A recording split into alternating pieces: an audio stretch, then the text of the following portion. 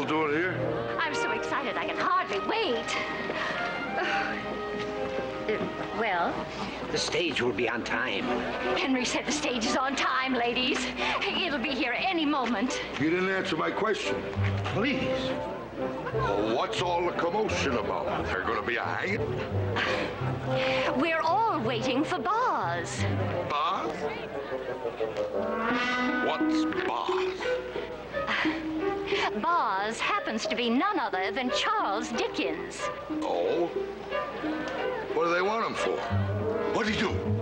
What has he done? Mr. Dickens has written some distinguished novels. That's what he's done. Well, he shouldn't ought to hang a man for that. Impossible man. Oh, there's Mr. Cartwright. I do hope he has a nice welcoming speech ready for Boz. Mr. Dickens, on behalf of myself and on behalf of the Virginia City Literary Society, myself and my sons. No, Pa, go easy with that part, because you don't want to sound like one of those Carson City senators. Oh. No, easy. Now, look, Joseph, it isn't every day you welcome a man like Mr. Dickens to Virginia City. Well, look, why not say something simple to him, like, howdy, Mr. Dickens? Well, let him think the rest for himself. Oh, Mr. Cartwright. Morning. Are we all ready for Mr. Dickens? Well, as ready as we can be, I suppose. Mr. Cartwright, great day for Virginia City. Yes, it certainly is. You care to join me?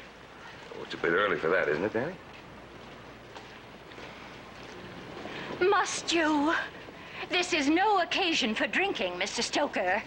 Half the town is drunk already. Oh, Mr. Dickens ain't gonna mind, ma'am. He's a real broad-minded gent, is old Charlie. Charlie? Do you know him? Of course I know him. Him and me's both born in Portsmouth, England, you know. You wait till he sees a fellow Englishman here in Virginia City. It's gonna be a real reunion. Hands across the sea. Stage is coming!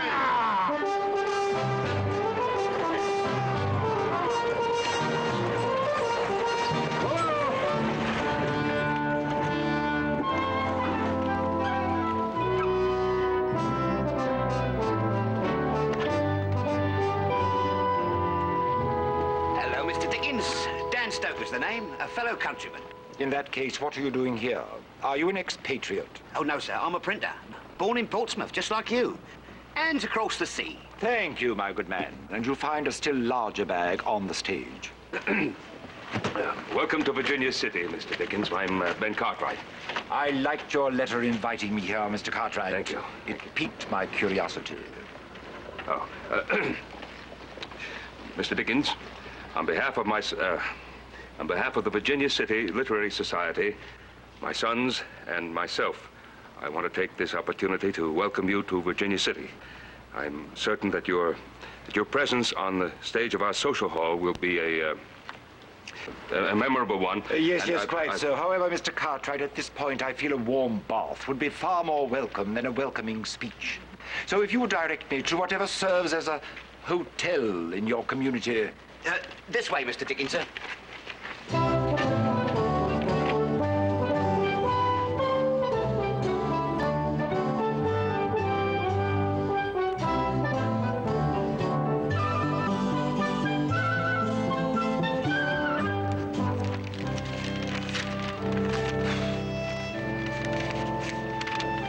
Want to read a speech to me?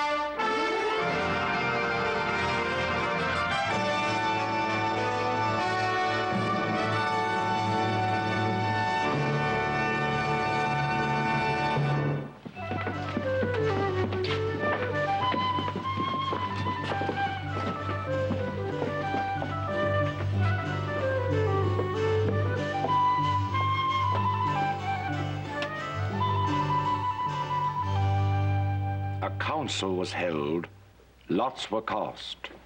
Who should walk up to the master after supper that evening and ask for more? And it fell to Oliver Twist. Child as he was, Oliver Twist was desperate with hunger and reckless with misery. He rose from the table and, advancing to the master, basin and spoon in hand, said, "Please, sir, I want some more." The master was a fat, healthy man, but he turned very pale. "What?" said the master in a faint voice.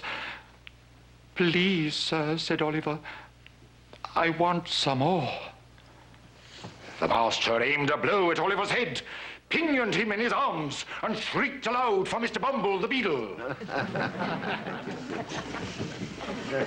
The workhouse board was sitting in solemn conclave when Mr. Bumble rushed into the room in great excitement and addressed the gentleman in the high chair. "Mr. Limpkins, beg your pardon, sir. Oliver Twist has asked for more." "For more?" said Mr. Limpkins. "Answer me distinctly, Bumble. Do I understand that he asked for more after he had eaten the supper allotted by the dietary?" "He did, sir," replied Bumble. "That boy will be hung," said the gentleman in the white waistcoat. "I know that boy will be hung." "I know that boy will be..."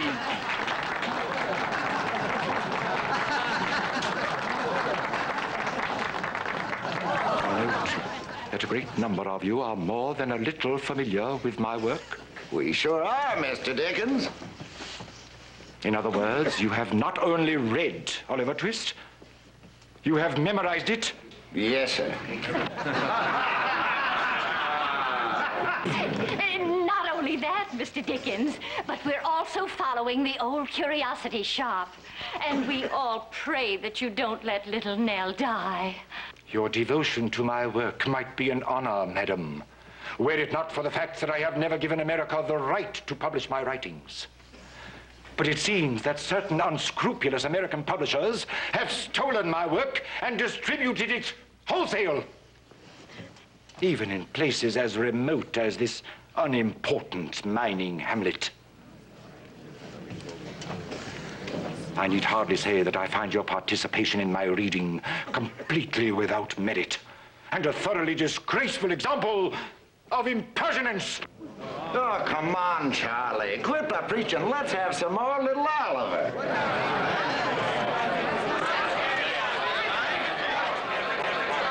There will be no more of Oliver or of anything else. My performance is over.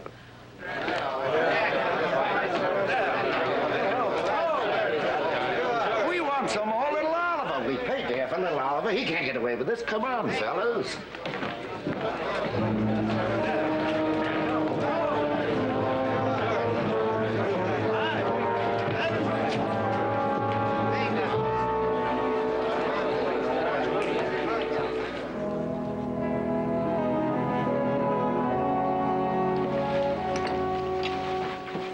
You want me to call Mr. Dickens down for breakfast? No, I'll let him sleep. He'll get more sleep than he would in that hotel in Virginia City. People in Virginia City had their way. They give him some sleep for a long time. Yeah, I'm kind of sorry that I allowed myself to be talked into inviting him here in the first place. Yeah, but Paul, he was good. I'll tell you, when he was reading that thing about that little Oliver Twist, I dang near bawled. Sure would like to know how that thing came out. Huh? Hey, listen to this. Joseph, will you eat Well, your listen, breakfast Mr. first, Dickens. please? Mr. Charles Dickens in dramatic reading at the social hall. Big thing here. Last night, the citizens of Virginia City turned out to a man at the social hall to hear Mr. Charles Dickens, celebrated English novelist, enchant us with dramatic readings from his novels. We were enchanted, true, but only up to a point. Well, here's where they really give it to him.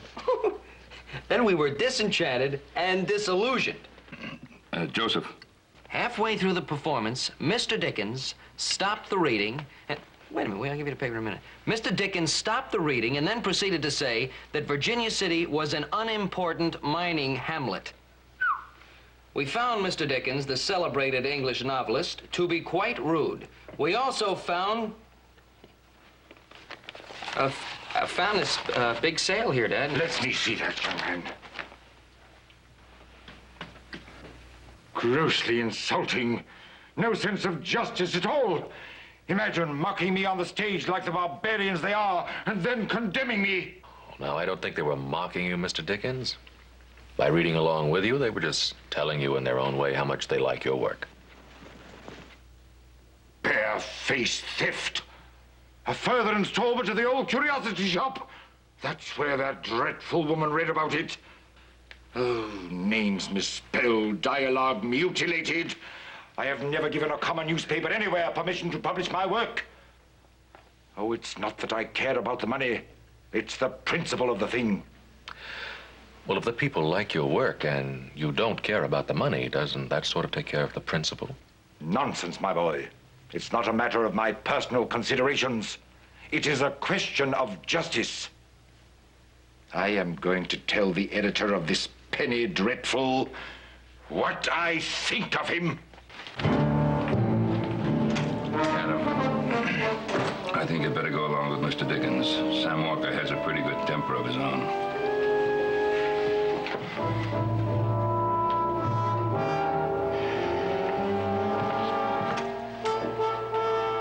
Thank you very much for reading us that newsworthy item, Joseph. Now, will you finish your breakfast?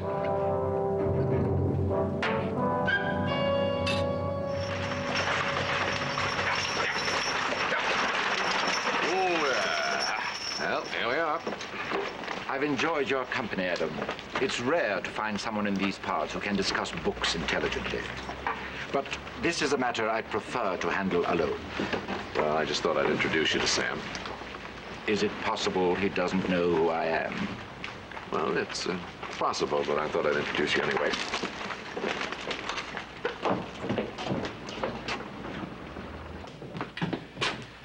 Morning, Sam. I'd like to meet a friend of mine. Never mind the formalities, Adam. I know this gentleman quite well. It's a pleasure to have you visit my small shop, Mr. Dickens. The feeling is not mutual. I am not here to discuss your notice of my performance last night. That is freedom of the press, I suppose. But this pirated passage from my work, I want to know by what authority you dare to publish it. Well, seems like I didn't need much authority. I liked the story, so I printed it. I did send $25 to a Chicago publisher for the right to print his version. Of all the impudence. His version, his rights? What about my rights? Here, Boz. You tell him. Do you hear that, Mr. Walker? What about his rights? Always on the side of what's fair, I am, Boz. Only my friends are allowed to call me Boz. Get back to work, Dan.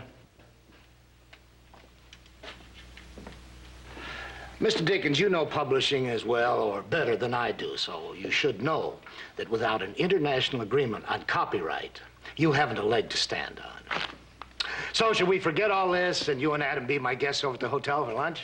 Sir, this will be the last installment of my work to appear in your paper. Is that understood? Sorry, I can't buy that. Disappoint too many readers. But I tell you what I will do. I'm running Pickwick papers after the old curiosity shop. The devil you are! And, just to be fair, I'll give you the $25 instead of sending it to Chicago. Did you hear that, Adam? Sounds reasonable to me. Bah! Walker, you will stop publication of my work as of today, or I shall see to it that your paper is closed down and your name discredited from here to New York. I'm sorry, I can't oblige. You see, there's so many people threatening to close me up that getting the same threat from you is quite an honor. Bah! Oh, Mr. Dickens. I hope you're not going to let little Nell die. If it disappoints you, she will. Well, I knew you wouldn't get very far with Sam. Citizens of Virginia City, may I have your attention, please? What are you doing? Demanding justice. I'm going to tell them the kind of man Sam Walker is. Well, this is not the way to do it. Sam Walker's a very popular man here. These people will ride you out of town on a rail. Expressing my views in a free country. Citizens of Virginia City, you all know who I am. I appeal to you as fair-minded Americans. The editor of that paper is a pirate, like the worst kind of buccaneer on the high seas. He has plundered me of my property. He's a brigand, a highwayman, a freebooter. And all of you are little better if you support him. I demand, as a simple matter of justice, that you stop buying his paper. Pipe down, lime juicer. Tell it to the Queen. Why don't you go on back to England? Yeah, go back where you belong. I'm also advertising from him. Tell it to the Force Queen. him to. Where is your sense of justice? Is that man to be allowed? Mr. Dickens! Mr. Dickens! Would you autograph this book, Mr. Dickens, for a fellow countryman? Always on your side, you know. Dan Stoker's the name.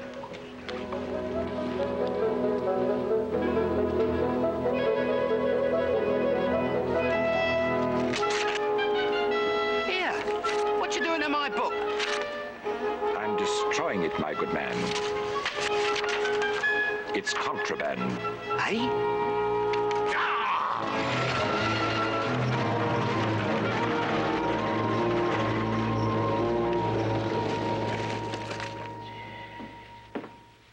Where have you been? See what you done, Mr. Walker?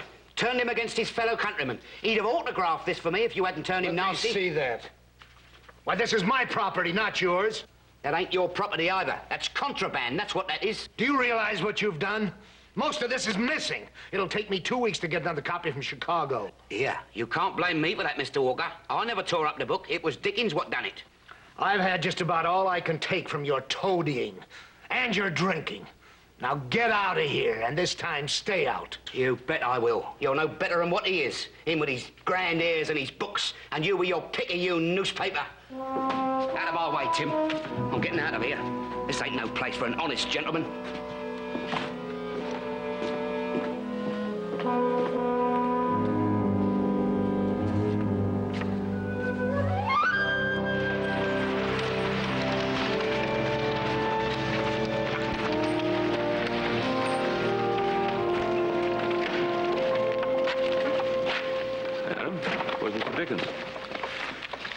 Well, he's had his fill of Virginia City, and he's waiting for tonight's stage east. What happened out at the newspaper? Well, he didn't get anywhere with Sam, so he tried it out on the crowd. Oh? And? Same thing as the theater, only on a smaller scale. I just hope he stays in his hotel room and keeps out of trouble. We invited him here. I guess right after supper we should go into town and see what's happening.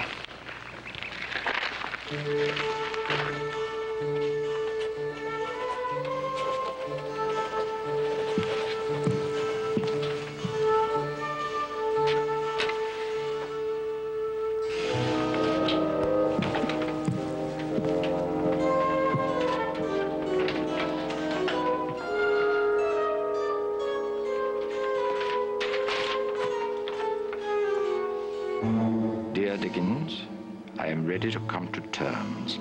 Let's talk it over in my office this evening. S. Walker. Where?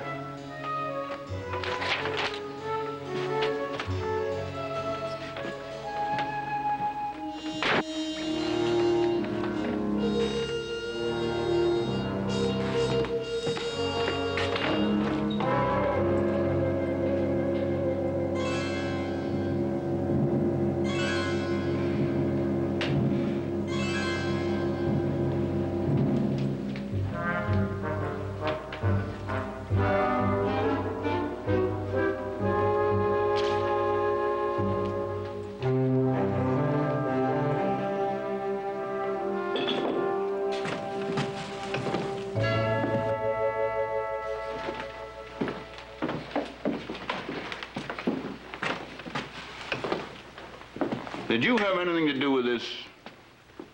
Undoubtedly.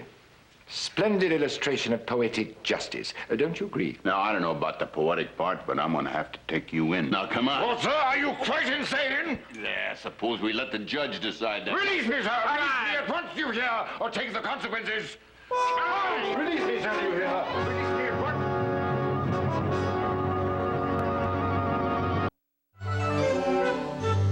Sheriff?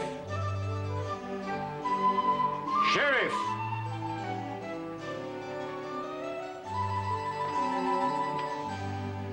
Sheriff! For the last time, I shall not tolerate this. Sheriff! I demand that you send at once for the English ambassador. Ben, I had to lock him up. He admitted responsibility. Sheriff!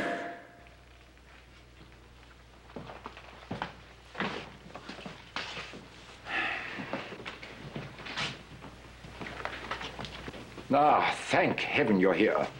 Not only have I been held incommunicado, but in a cubicle obviously reserved for common felons. Now, if this overzealous official will release me at once, I'll agree not to prefer charges. Well? Well, Mr. Dickens, I know that there's been a very bad mistake, but the fact of the matter is that charges have been preferred against you by Sam Walker. What charges? Willful and malicious destruction of property. Preposterous. Sir, every hour that I am unlawfully detained makes your position more and more perilous. Mr. Dickens, the sheriff tells me that this whole thing can be cleared up right now if you only tell him what you were doing at the Enterprise office this evening. I shall tell him nothing.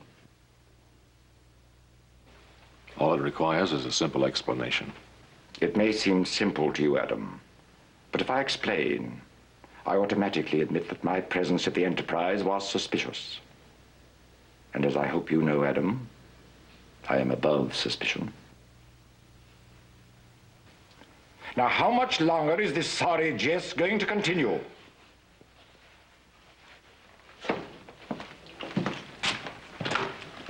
Now, you listen to me, Roy. You know very well he couldn't have done it. No, I don't know. Look, he ain't stopped shooting off his mouth ever since he come to our town. He's been doing nothing but criticizing conditions here. He's inciting the people to close up Sam Walker's paper, and he's telling me how to run my jail. Oh, he's not telling you how Ben, to... I wouldn't put it past him to wreck that territorial enterprise just out of sheer cussedness. All right. All right. All right. All right. Now, will you do something for me? What? Release him in my custody. Ben, the folks ain't gonna like that. I'll take full responsibility. Will you also guarantee to have him show up at his trial? He'll show up at his trial. All right.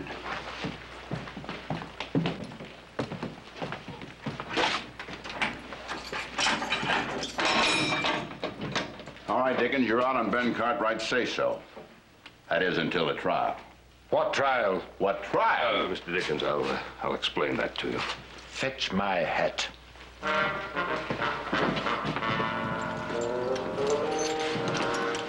God save the Queen.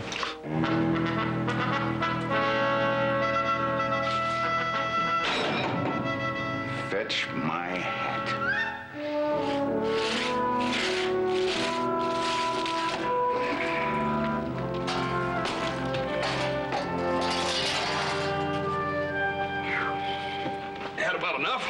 By no means. Ah, splendid country. Hard work, clear mountain air, the scent of pine. A tonic for the soul as well as the body. You know, Mr. Dickens, you'd be mighty welcome to stay on here permanent if you liked. Thank you, horse. It is a temptation. But unfortunately, men have a way of spoiling even the best of things. Mr. Dickens, it's something you don't quite cotton to, and maybe I can explain it to you. Folks around here, well, they judge a man for what he is, not what he was in some other place, whether he was good or bad. You figured everybody ought to like you because of your reputation, but the fact is, all they care about is what they see in you now. And what do they see? Well, it's sort of hard for them to understand why you get so touchy about that copyright business. I mean, after you yourself said that the money didn't amount to nothing. It's sort of hard for me to understand, as a matter of fact. Horse, all this land, your land, you love it very much, don't you? Yes, sir. Then suppose, just for the moment, suppose there were no laws to protect your land, that anybody could come along and take all or part of it. What would you do?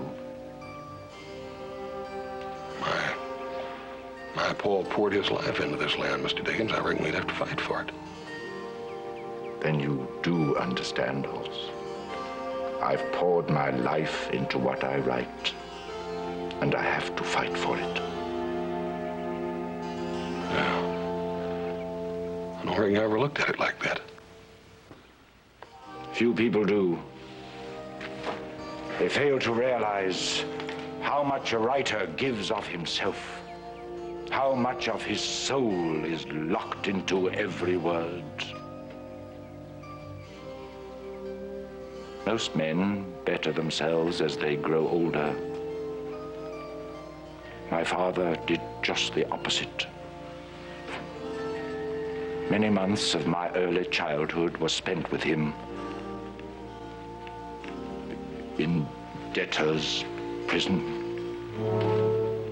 Then later, still a small child, I graduated to a blacking factory, filling bottles with shoe blacking for a few pence a week in a dingy basement room. I was sure it was going to be my future, that there'd be nothing else. Many of the stories that amuse and entertain you came out of the struggles and deprivations of those years.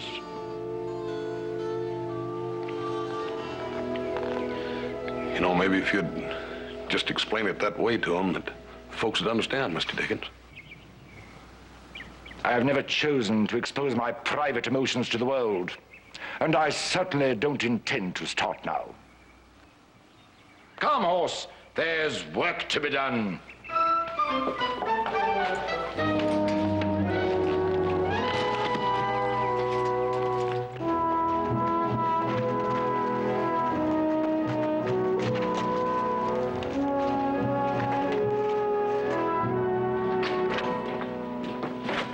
Tim. Howdy, Mr. Cartwright. Let me give you a hand there. Sure is a mess, isn't it? Yeah. Mr. Walker said it'd take about 3 weeks to get the place back in working order. Somebody had to get pretty riled up to do this to Sam. Had trouble with some of your readers lately? Only that Mr. Dickens.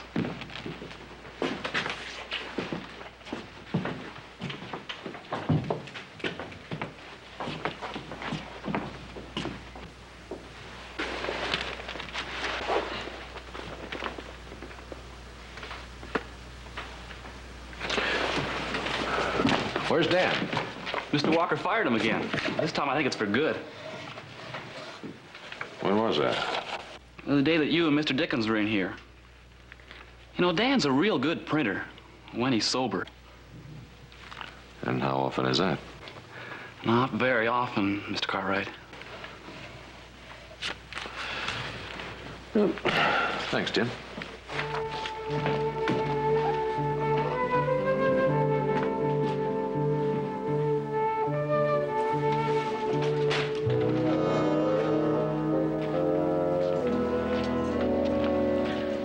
Sam? Oh, the great liberator. Say, the Cartwrights have got themselves quite a cause in Charles Dickens. Look, Sam, this whole thing is wrong. I don't think Dickens is any more capable of wrecking your place than I am. Have some lunch? Look, now, as the editor of the Enterprise, you undoubtedly have made some enemies in this town.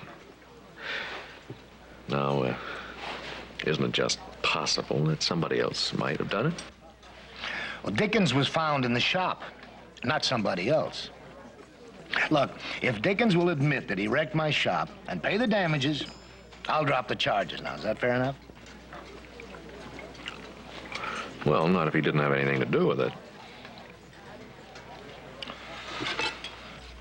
Now, all we have to do is to get Mr. Dickens to tell us why he was at the territorial office. That ain't gonna be easy, you know how he is. Well, we gotta try.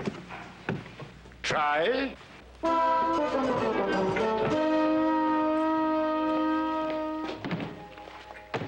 What are you going to try? Well, we're going to try to get you to explain what you were doing at the Enterprise. My dear sir, I have no intention of contributing anything further to the outcome of this farce. Now, if one of you young gentlemen would be kind enough to assist me with the valise in my room. Now, hold on there. You saying you're leaving here before the trial? Yes, I do. Even though I personally guaranteed your appearance at that trial? That's right, Mr. Cartwright. So you did. This will play the devil with my timetable. Still, I can't but admire your respect for the law.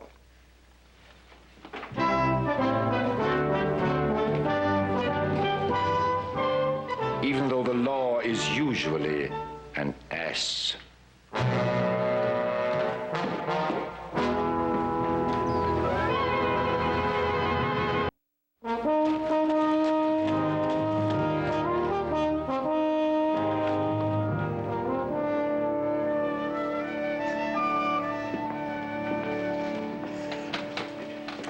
Now, Jeb, you haven't formed an opinion on this case, have you? Nope.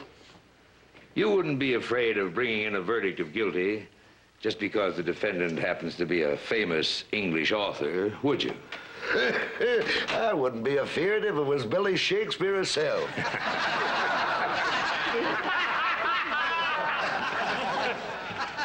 All right, Jeb, you're fine with me. That completes the jury for the plaintiff, Your Honor.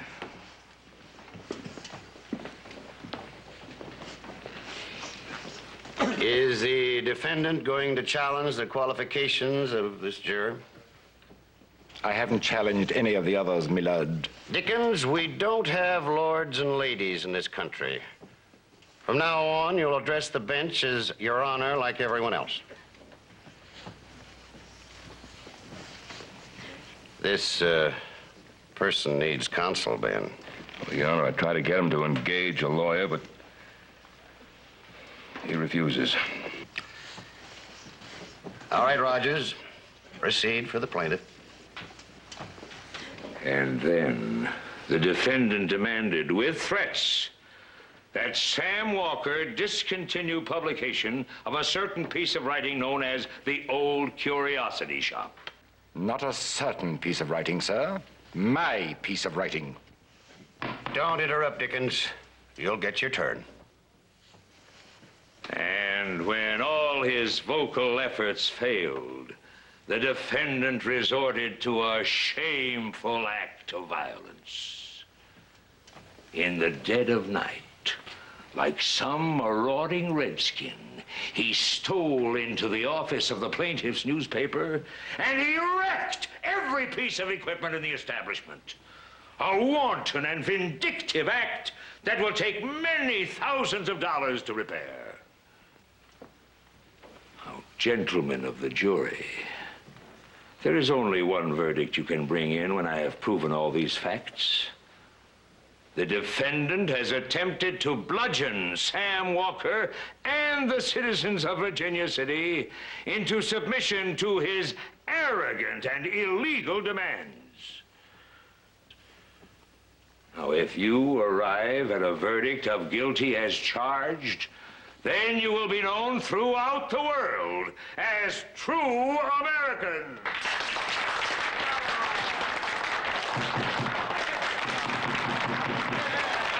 By Jove, that man was almost as good as Sergeant Buzzfuzz in my own Pickwick papers.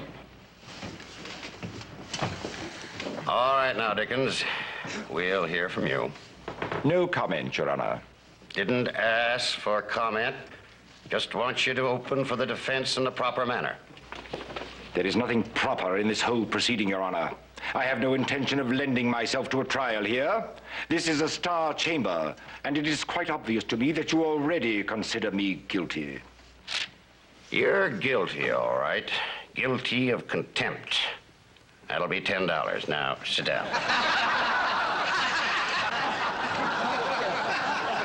Look, let me ask for a continuance and get you a lawyer, or at least tell the judge what you were doing at the Enterprise office that night. I've already said all I intend to say, Mr. Cartwright. Now, Dickens, are you going to stand up and say a few words for yourself before I give this case to the jury? I have nothing to say. All right, gentlemen, it looks like that does it. You can retire to the back room to consider the verdict.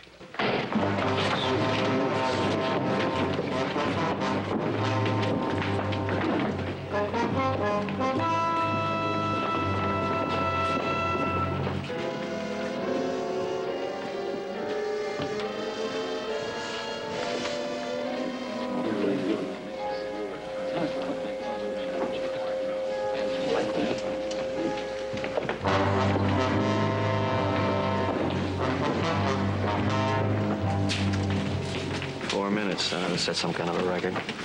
Yeah, sure ought to.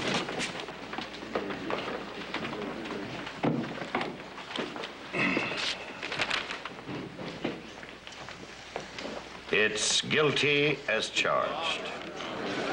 Just the verdict I expected. Or asked for. The defendant has been found guilty. He will pay the plaintiff, let me see, $1,260 plus the cost of the action. And don't forget the $10 I fined you for contempt. Court's adjourned. Not one penny, sir. I'll not pay a single penny. You prefer jail? For the rest of my life, if necessary, rather than submit to this mockery of justice. Your Honor, I know that Mr. Dickens is innocent of the charge. You got proof? Well, no, not yet, but... Do what's needful, bailiff.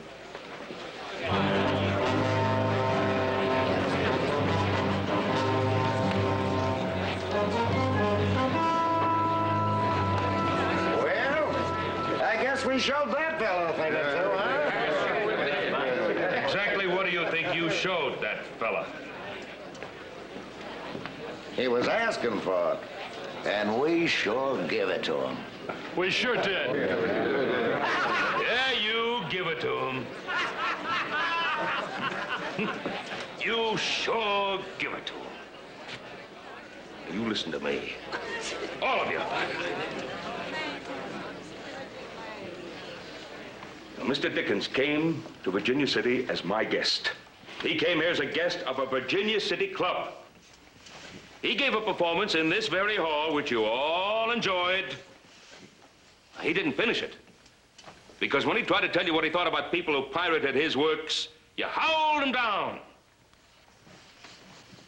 Now, I don't think he was right not to finish his performance.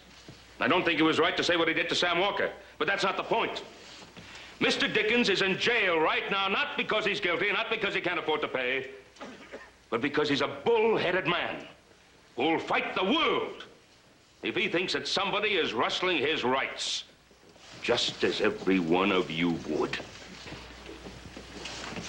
But one thing he's not is a sniveling coyote who will take his spite out on somebody else's property.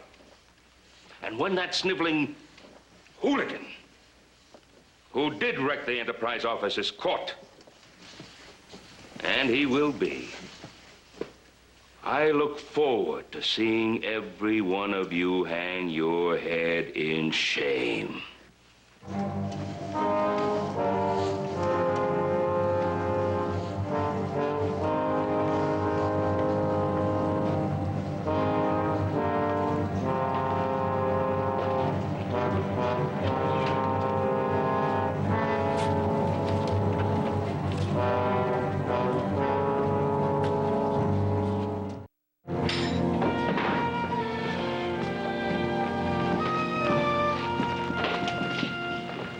Paul, you want me to Take Mr. Dickens' stuff into jail to him in the morning? Yeah, as well. My American Notes by Charles Dickens.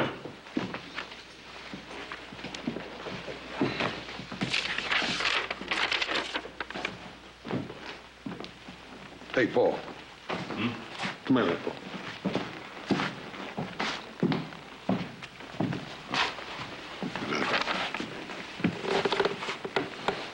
Dear Dickens, I'm ready to come to terms. Let's talk it over in my office this evening. S. Walker. It's funny that Sam wouldn't have mentioned this note. Probably because he didn't write it. Then who did? I like a pretty good idea. I think I know how to handle this.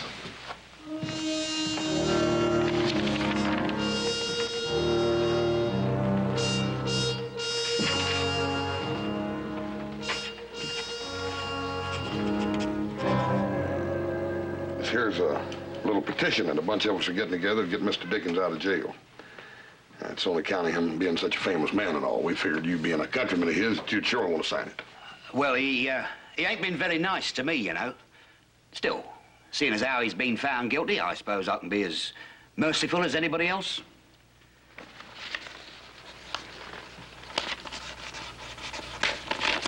There you are.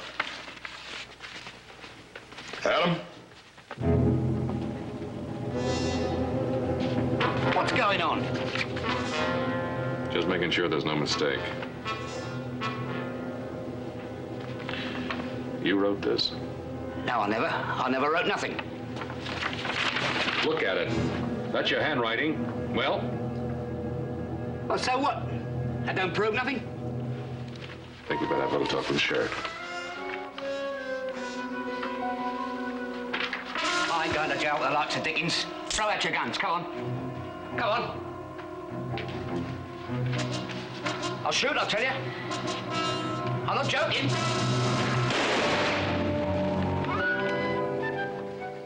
Sheriff. Yeah, what is it this time? I shall need more writing paper, at least a ream. And more pencils.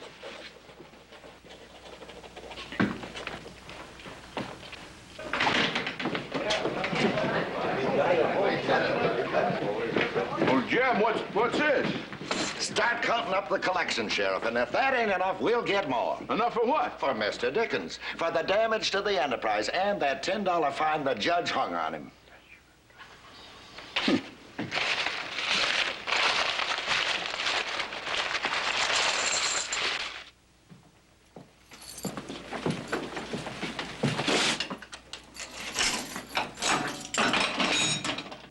All right, Dickens, you're free. Not now, not now. Did you say I was free? That's what I said. I wondered how long it would take you people to come to your senses. I shall send for my things.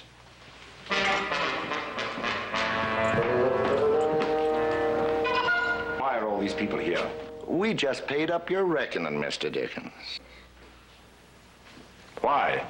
Well, we don't know whether you're done like they say, but we do like the way you stuck by your guns. Yes, sir, Mr. Dickens. Takes a real man not to weaken when it's all going against him. And another thing, that there Oliver Twist you was playing out for us in the social hall. We sure had a lot of fun listening, even though you didn't finish. And some of us figured it ain't right you being in jail, not when you give so much pleasure to people. So, we sprung you.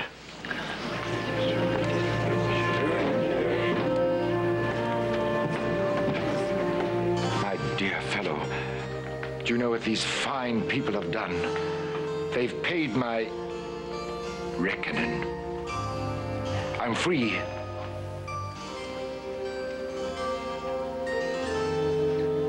Sheriff, I think it best give these good people back their money. What?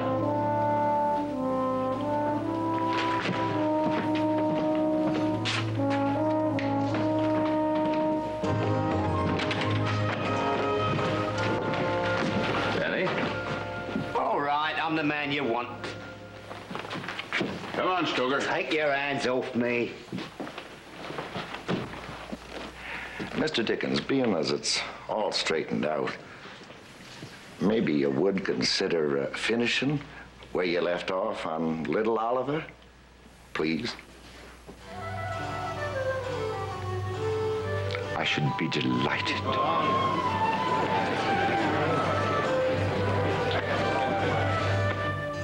Mr. Brownlow adopted Oliver as his son, removing with him and the old housekeeper to within a mile of the parsonage house where his dear friends resided.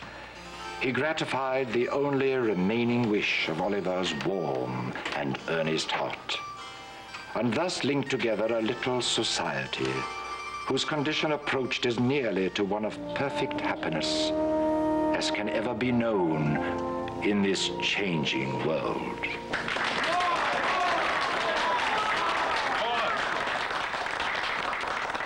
Thank you. Dear, dear friends, thank you. Like my hero, Oliver Twist, you have asked for more. Unlike the gentleman in the white waistcoat, I am very grateful. The more so since you have reminded me of a certain piece of magnificent writing, not my own, which I had almost forgotten. It was written upon another occasion when an Englishman and some Americans misunderstood each other. I would like to recite it to you. When in the course of human events, it becomes necessary for one people to dissolve the political bands which have connected them with another, and to assume among the powers of the earth the separate and equal station to which the laws of nature and of nature's God entitle them, a decent respect to the opinions of mankind requires that they should declare the causes which impel them to the separation. We hold these truths to be self-evident, that all men are created equal, that they are endowed by their Creator with certain inalienable rights, that among these are life, liberty, and the pursuit of happiness. Words, even words as eloquent as these, can often be distant and cold.